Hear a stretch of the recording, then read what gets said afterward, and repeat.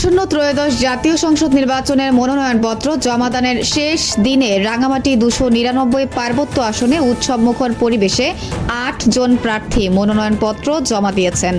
সোমবার জেলা returning officer ও জেলা প্রশাসক নাজমা আশরাফের কাছে দলীয় নেতাকর্মীদের সঙ্গে নিয়ে মনোনয়নপত্র দাখিল করেন তারা। বিএনপি মনোনীত প্রার্থী অ্যাডভোকেট দীপেন দেওয়ান, জামায়াত মনোনীত অ্যাডভোকেট মোক্তার আহমেদ সহ বিভিন্ন রাজনৈতিক দলের প্রার্থীরা নির্বাচনে জয়ের ব্যাপারে আশাবাদ ব্যক্ত করেন।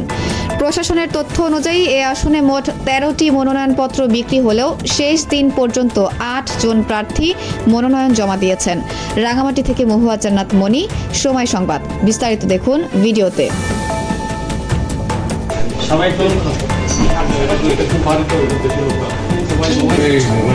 আর কতক্ষণে তোমার জিনিস হয়েছে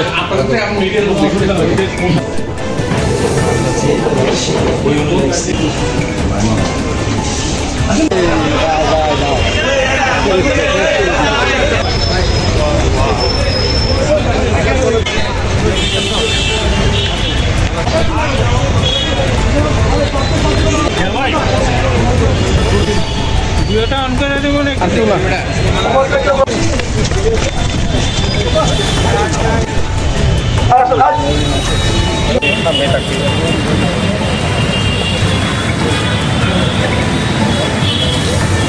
চলে আসেন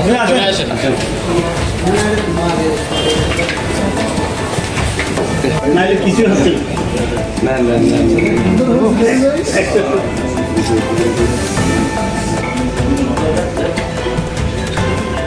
এর বলতে একদিন পাশাপাশি